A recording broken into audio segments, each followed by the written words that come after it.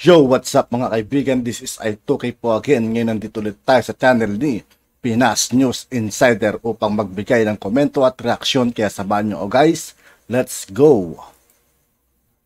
Ito ang balita ngayon. Trending at viral ngayon sa social media. Ang di umano'y balitang Finance Secretary Benjamin Diokno may manghang na salita kay ABS-CBN reporter Karen Davila.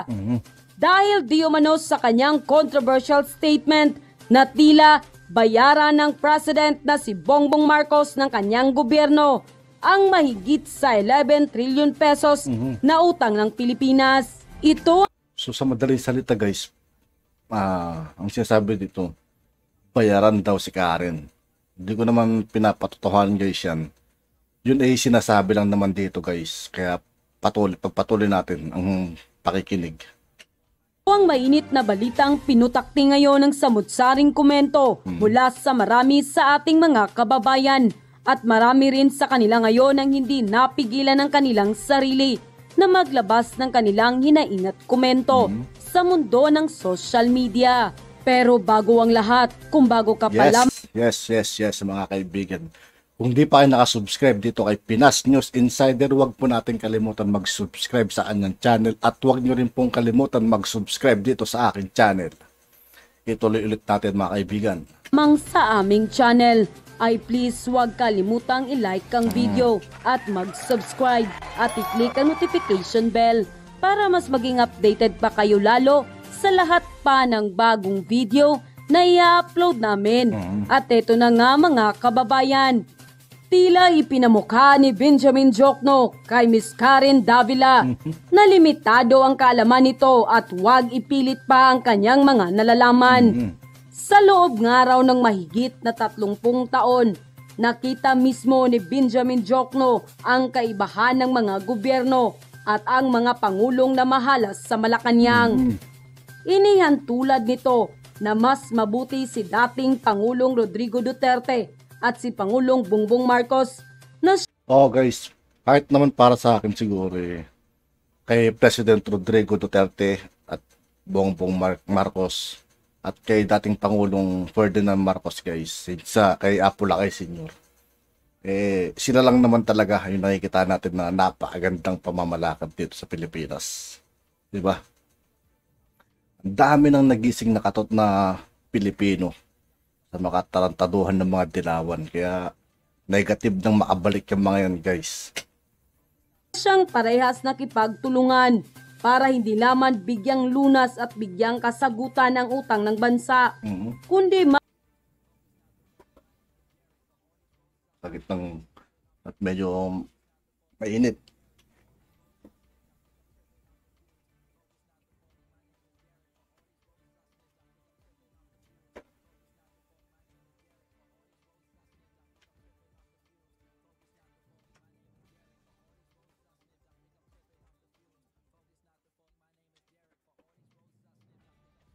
Yun guys, ulit natin. mas bigyan pa ng maraming pangkabuhayan at oportunidad ang mas marami pang Pilipino. Tila wag raw ipilit mismo ng dilawang reporter na ang isa sa mga administrasyon ng Aquino ang siyang pinakamagaling. Kanilang nilinaw na wala sa kalingkingan. Kayo guys, naniniwala ba sa sinasabi ni Karen dito? Na sa mga dilawan daw ang pinakamagaling? Para sa akin, hindi. Ni dating Pangulong Rodrigo Roa Duterte ang administrasyon ng nagdaang mga dilawan. Dahil ang kanilang ginawa ay mas lalo pang nagbaon ng utang sa ating bansa. Totoo. Samantala, hindi naman mapigilan ng marami sa ating mga kababayan na magbigay ng kanilang hinaing at komento. At ayon pa sa kanila, wala na talagang tatalo sa kawalang hiya ni Karen Davila. Sinabi mo na aalis ka sa Pilipinas kung mananalo si PBBM. Saan na ngayon ang pledge mo? Isa pa, kung talagang magaling ka sa paniniwala mo, ano kaya kung tatakbo ka sa kahit na anong posisyon? Mabarangay chairperson o kahit ano pa. At tignan Oo nga, nasubukan dyan kaya tumakbo kahit kapitan lang gano'n. natin kung mananalo ka. Ano kaya kung tatakbo ka pagka-presidente sa 2028 at Oo. lalabanan mo si Sara Duterte para makita natin ang galing mo? O ano, challenge? Sana isyuhan ng personal non grata yang Karen Davila. Hanggang nandito pa. Karen, walang word of honor. Sabi pag nanalo si His Excellency President Ferdinand Romualdez Marcos Jr. ay mag-migrate ka. Hanggang ngayon nandito ka rin. Pag mag-migrate ka, isama mo si Ato Maraulio, Nicanor Reyes, lahat ng newscaster ng GMA, Channel 5 at ABS-CBN. Simple lang kaya nagkakaganyan ang babaeng media na yan. Nawala na siya ng ibang pagkakakitaan. Sino pang manunuhol sa kanya? Wala na. Kaya nagkakaganyan yan kasi isa yan. Bunganga niya ang ginagamit para kumita. Tulad ng mga ginagawa niya ngayon. Kung ano-ano ang sinasabi niya. Noon kasi mahihina ang mga leaders. Makarinig lang ng kung ano-ano na sinasabi ng mga ibang media kontra sa kanila. Hiyon, nananapal sila ng mga media na yon ng salapi. Ngayon hindi na uso yon. Gustong ipauso muli. Simula kay PRRD at ngayon si PBBM. Maaayos na lahat at unti-unti pang umaayos. Wala na silang ibang maibabato pa. Kaya kung ano-anong salita na lang ang walang kabuluhan ang sinasabi nila. Una sa lahat, ano namang malay ng babaeng media na yan tungkol sa pagpapalakad sa bansa. Isa lamang siya sa namarites na walang magawa sa buhay niya para mapansin siya. Dahil wala naman siyang sinabi sa lipunan. Gamit talaga natin pang patrolya are Grabe yung mga sinasabi ng mga tao kay Karen Davila, no? Kasalanan niyo rin naman eh. hindi lamang sa West Philippine Sea, kung hindi pagka dun sa civil defense. Kagaya ngayon, ang aming pinag-uusapan at pinaghahandaan ay yung bagyo. And of course, our armed forces plays always a very important part when it comes to search and rescue, pati sa pati sa pagdala ng relief. So, all the duties they are already going, since they have already been commissioned, then talagang ito ay isasama na natin sa inventaryo ng ating mga barko para gagamitin both for defense from external forces and also for civil defense sa pagtulong sa mga disaster na nangyayari dito sa Pilipinas. Thank you, sir. Vince Lopez, Manila Standard.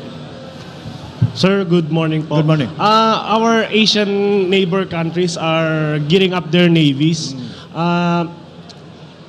Not just only for security concerns but also for humanitarian concerns din po.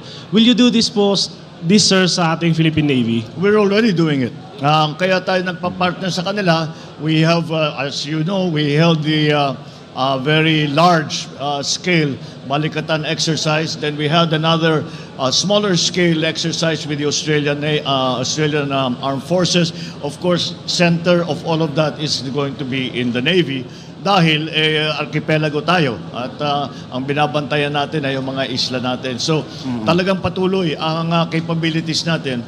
The division, there is no need to divide between the forces that are going to be used for for defense against external threats and for those used for civil defense. So titignan talaga natin lang pagka-acquire, pag magpo-procure tayo ng mga materials, mga equipment, ay lagi nating iniisip na dual role. Hindi lang defense, kung hindi pati ang pagtulong sa pagka may dumating na disaster dito sa Pilipinas. Thank you, sir. Maricela Liligahol of TV5. Hi sir, magandang umaga po. Sir, nabanggit niyo na rin po yung disaster. Ipapa-elaborate na rin po namin kung ano po yung inyong direktiba, yun pong instruction, considering na meron po tayong inaasahan na posibleng super typhoon. Well, we have been preparing for most of this week already. Nakapag-forward positioning kami ng mga relief goods dun sa areas na nakikita namin na aabutan ng bagyo, which is mostly northern Luzon. However, there is a difference dito sa bagyong ito, dahil although dadaan lang north of the Philippines, apparently hihilain niya yung habagat there is a chance na magkakaroon ng malakas na ulan pati hanggang hindi lang Southern Luzon, Visayas, pati baka Mindanao pati. Kaya we have already warned the LGUs to prepare in case of heavy rains and flooding. So ang aming ginagawa ay we leave it to the LGUs right now to make the call kung ano yung gagawin nila. Pero nandito lang sinasabi namin, the national government is here to assist. We are in constant contact with the local governments para makita natin what is the situation in their place.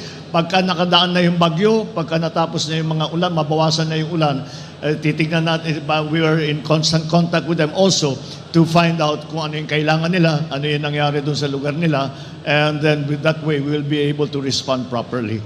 So, it's a little different from the usual situation. Kung saan lang dumadaan yung bagyo, yun lang ang inaalala natin. Pero iba itong nangyari dito kasi malakas yung typhoon so humihila siya ng mga weather pattern pumapasok dito sa Pilipinas. So that's what we're looking out for. Thank you, sir. Bettina Unite, Manila Bulletin. Good morning, sir. Good morning. Sir, is there a plan po to acquire a submarine for the Philippines? Is there a plan po to acquire a submarine for the Philippines? And if yes, Yes. po, any progress po? There is a plan, but it's still being developed dahil ang commitment para mag-operate ng submarine is not a small commitment. It is a very large commitment because the training that is involved, the equipment that is involved, and the operational requirements that are involved are quite significant.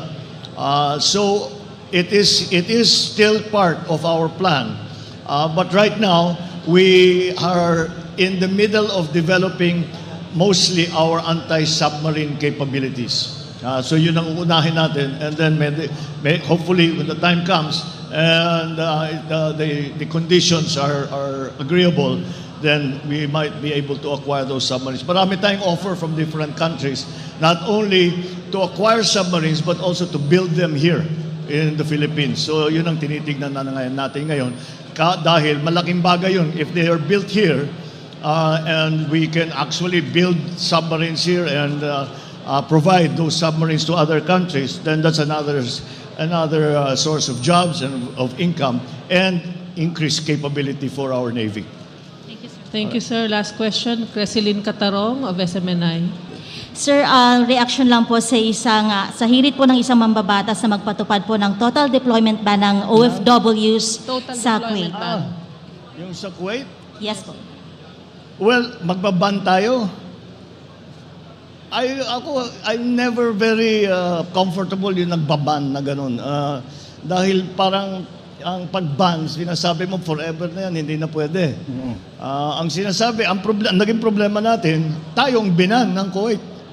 At ayaw nang magpa-issue ng mga bagong visa. Hindi kami nagkakasundo dahil sinasabi nila may paglalabag daw tayo sa kanilang mga rules, wala namang kaming nakikita. Kaya yun ang naging sitwasyon. So, we will just have to live with, but I don't want to burn any bridges. Nasasabi, baka in the future, baka in a little while, a few months from now, a year from now, sasabihin, magbago ang sitwasyon, baka pwede pa tayo magpadala ulit ng mga ating workers sa Kuwait. Kaya I don't know, yung sometimes overreaction yung ban. Basta ban na lang tayo ng ban. Hindi naman tama. We have to react to the situation as it is. And I think the proper reaction is to take the decision of the Kuwaiti government to no longer issue new visas. Wala tayong magagawa. It's their country, those are their rules. So we will just leave that issue open.